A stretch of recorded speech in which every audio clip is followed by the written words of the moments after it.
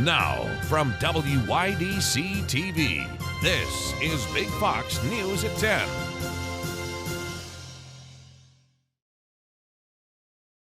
Good evening, I'm Ann Emanuel. For most of the Twin Tiers, Labor Day was covered in rain and gloomy skies. So how did that affect the last unofficial day of summer? Well, Big Fox's Josh Feldberg has more. To many across the country, Labor Day is often referred to the last unofficial weekend of summer. Kids go back to school and the leaves and weather start changing. Most Labor Days are filled with barbecues, swimming, and other outdoor activities. For the Twin Tiers, this Labor Day was far from a summer day. Here in Corning, you would expect to see the fountain, parks, and pools filled with people enjoying the end of summer. But with the gloomy weather, there was no one to be found. Market Street was close to empty as most of the shops were closed for the holiday. Due to the weather, most people were relegated to finding something to do inside. One of the only places in town where people could be found celebrating the holiday was at the Corning Museum of Glass. The museum seemed to have no issue attracting people as the parking lot was nearly full. Many Labor Day events were canceled due to the weather. Hopefully the weather will improve so people can enjoy the real last few weeks of summer. Josh Feldberg, Big Fox News, Corning. And we'll have more on the rainy weather coming up in your full forecast. A man was struck and killed by a train in Wellsburg, according to the Chemung County Sheriff's Office. The Sheriff's Office said deputies were sent out around 3 a.m. on Saturday to reports of the collision called in by the train's conductor. The man was in his late 20s to early 30s with a beard and identifiable tattoos. The man has since been identified by police, but they have yet to release that individual's identity. Students at Finger Lakes Community College can transfer directly to SUNY Geneseo thanks to a new program. Students will no longer need to fill out an additional application as a result of a cooperative admissions agreement between the schools. The agreement goes into effect this fall semester and applies to those majoring in psychology, education, accounting, biology, history, and sustainability studies.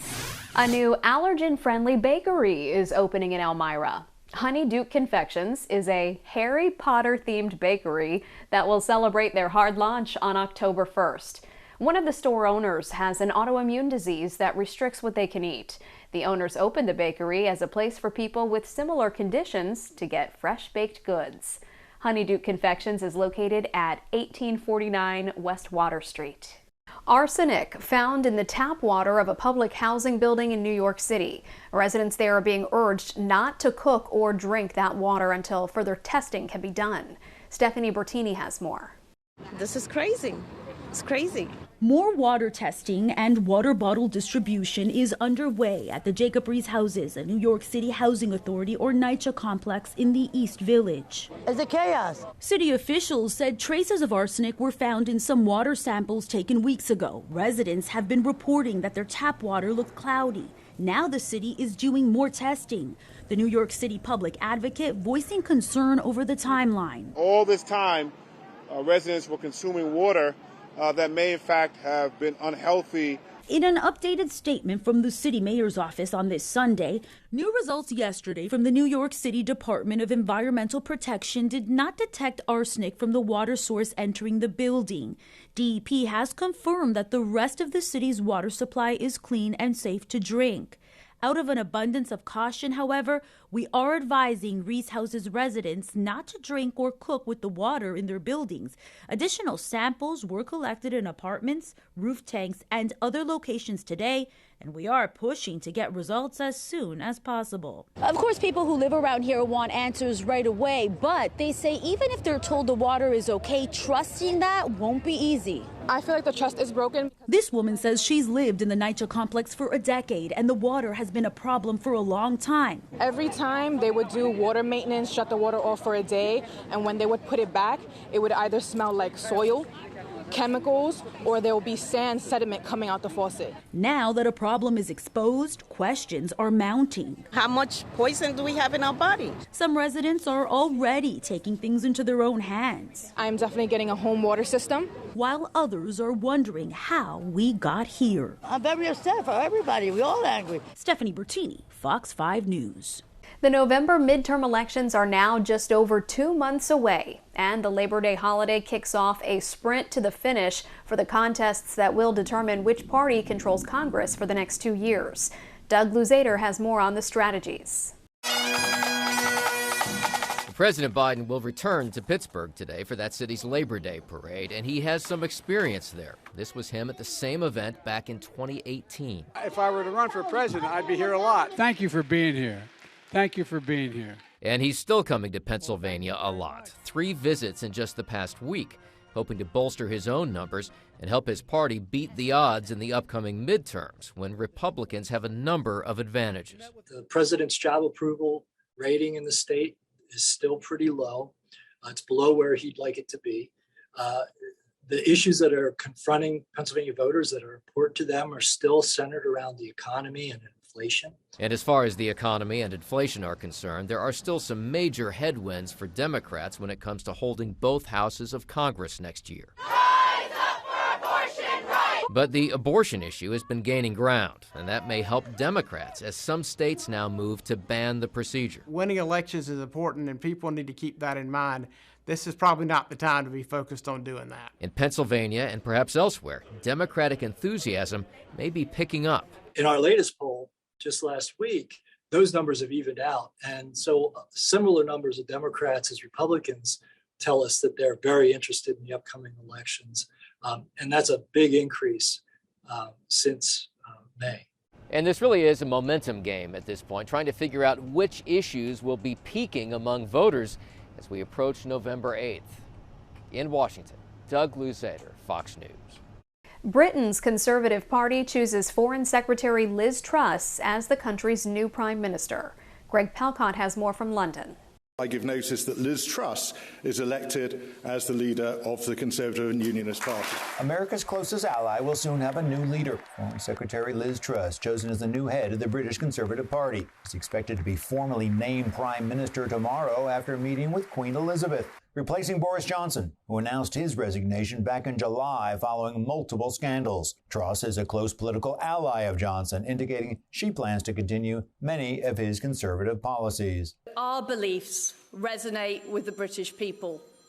Our beliefs in freedom, in the ability to control your own life, in low taxes, in personal responsibility. But it won't be easy. Truss will be the 4th British Prime Minister in 6 years, and she takes office as a mounting economic crisis is driving up the cost of living here. Inflation is expected to reach about 13% by next month, with energy bills up as much as 80%. During the campaign, she promised to end the crisis, but was often accused of being light on the details, with some critics suggesting she made too many political promises she can't keep in order to secure victory. She has talked a lot about tax cuts.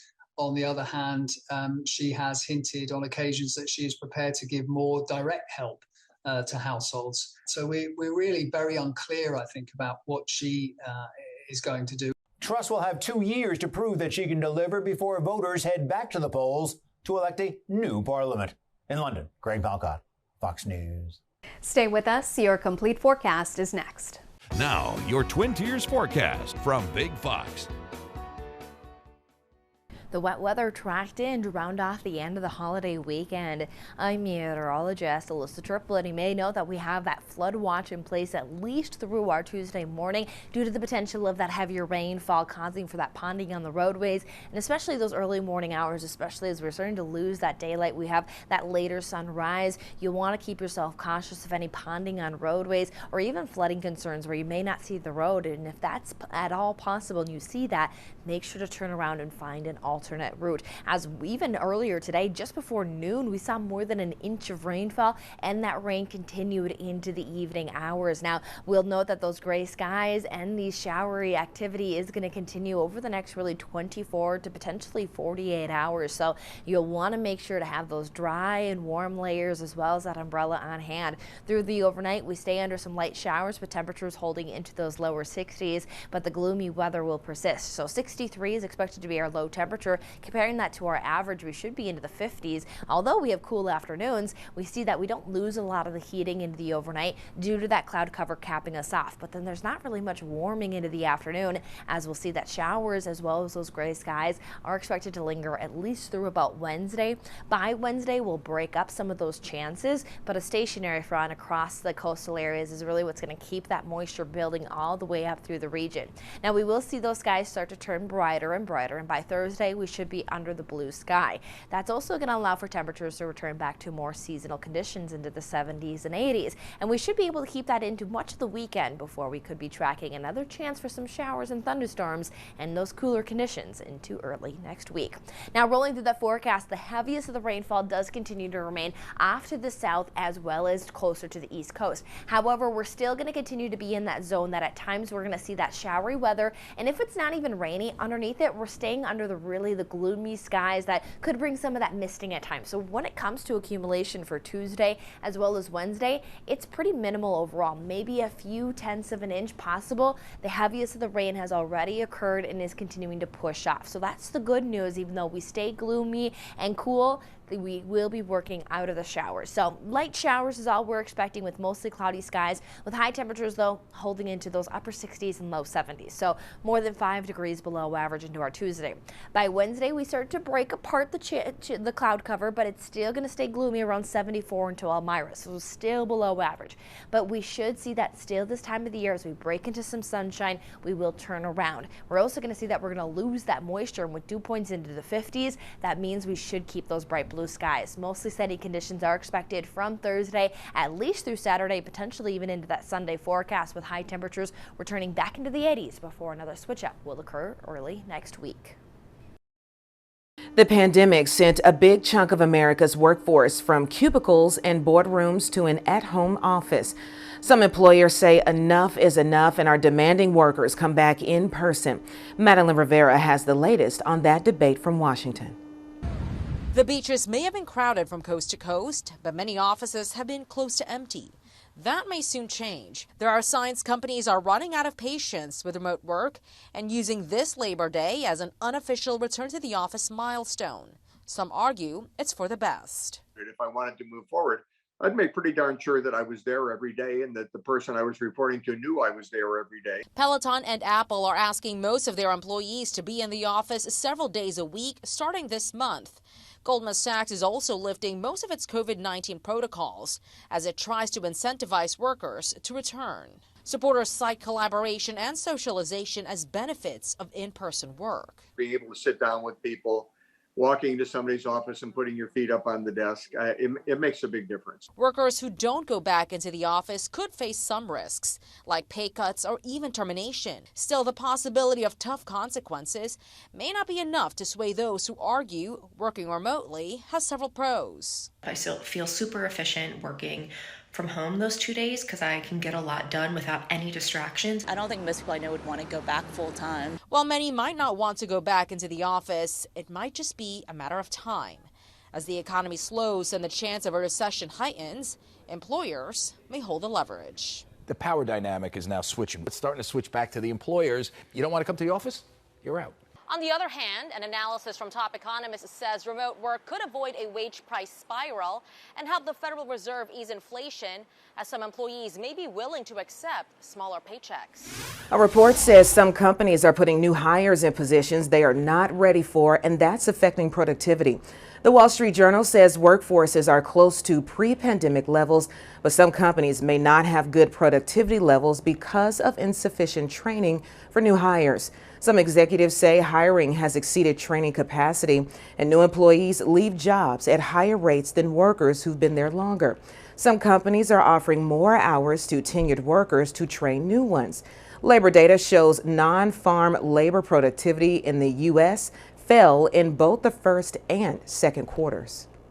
As California deals with the ongoing heat wave, firefighters are focused on taking precautions to keep themselves and the public safe from both wildfires and the extreme heat. Greg Liggins has more. This sign in Orinda showing fire danger running very high could be virtually anywhere in the Bay Area. With the extreme heat enveloping the region, even firefighters are being cautious, staying indoors as much as possible.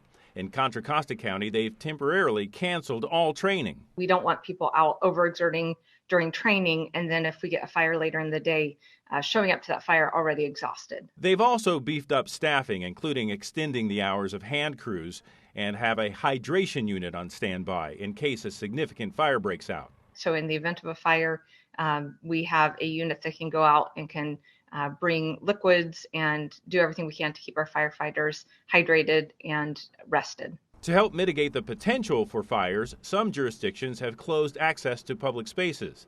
East Bay Regional Parks closed 36 parks through Monday, but we saw one group out hiking, ignoring the shutdown. In Contra Costa County, Lime Ridge is part of the open spaces closed in Walnut Creek and Concord. It's a way to decrease potential fires as well as rescues in areas where people may overexert themselves. And if we can proactively close some of these public spaces, much like we would in a red flag fire environment, we can eliminate that risk for both the public and firefighters alike. So far, California has seen fewer fires this year compared to last. Compared to 2021 at this time, CAL FIRE is reporting roughly 500 fewer fires. And with just over 200,000 acres burned this year, it's a fraction of the 2.2 million that burned year to date last year. I would say that we can attribute a lot of it to good fire safety by the public and knowing the conditions that we have and being fire safe. Still ahead, some of those affected by the scorching temperatures are those without a permanent home. Now, one shelter is doing what it can to help the homeless beat the heat.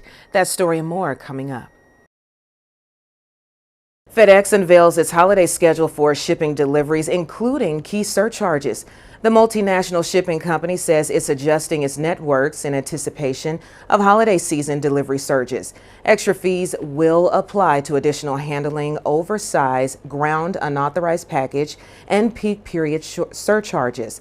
Some fees begin today, such as for additional handling and oversize. Peak surcharge periods begin October 31st and run between $150 to $250 per package. Shippers should check now with FedEx.com on specific charges. Flying could get better this fall, according to air travel experts. Fall travel from September through October could be much better due to demand dropping and airlines already having made fall and winter reductions. And that's according to a spokesperson for FlightAware. That's a flight tracking website. Summer flyers face several travel disruptions this year, as many of us experienced. And according to FlightAware, since Memorial Day, roughly 55,000 flights have been canceled in the U.S., and about 25% of flights have been delayed during the summer travel season. The Department of Transportation also has a new dashboard for consumers to track options and flight problems. Well, Utah is dealing with another dangerous heat wave, and some of the most affected by that scorching temperature are those without a permanent home. Now, one shelter is doing what it can to help the homeless beat the heat. Chris Arnold has more. More clothing. You can never get enough of socks. Danny Robles has called this park near downtown Salt Lake home on and off since May. During that time, she's had to find shelter during the warmest summer Salt Lake City has ever seen, according to our meteorologist. There's not places to shade yourself from the sun, basically, so it makes it really difficult. To ease the burden, volunteers with a local coalition, Unsheltered Utah, came out to lend a helping hand. Because it's so hot out right now, water and ice. And then we're serving them a hot meal, providing them with whatever we have in our donations, which is clothing, blankets. We've got a bunch of sleeping pads. We've got a few tents, just the things that they need to survive the most. Wendy Garvin is the executive director of Unsheltered Utah, which started about 2.5 years ago. I'm going to give you a cup for the soup. Garvin says they do outreach events like this 3 Sundays every month. So far this year, she says, they've served upwards of 4,000 people. We do spend a fair amount of time just looking for people, trying to make sure that they can get the services that we offer. It's those services and supplies that come completely from donations, Garvin says, are more critical when temperatures are pushing triple digits. It is life or death. We really worry about people in this heat. In some ways, the heat is worse than the cold of the winter. We see more deaths from heat stroke than we do freezing injuries or freezing deaths. And dehydration leads to mental health issues. It's something those, bags like this is something that I can store. like Robles, say they're thankful for. Being able to have clean clothing and, again, the hygiene products and things like that will allow us, if we're looking for work or we have to go to work the next day, that we have clean clothes to wear and we're presentable. Well, Garvin tells me that she's hopeful that the warm meal and the supplies they gave out today will help the people they served get through another night. Stay with us. We'll have more after the break. And as always, we want to leave you with an absolute beautiful smile. Listen, a black bear caught making himself comfortable in a Simi Valley neighborhood this Labor Day weekend. Police say a black bear was spotted swimming in a pool and rummaging through yards in a section of Northeast Simi in California. The owner of the home, Mike Emanuel, says he watched the bear for several minutes before calling the non-emergency line because he didn't want anyone to shoot the bear. The high temperature Sunday in Simi Valley was 108 degrees. I mean, how can you blame the bear? So Emanuel says he totally understands why the bear took a dip. I'm Harriet Wallace. Thank you so much for watching.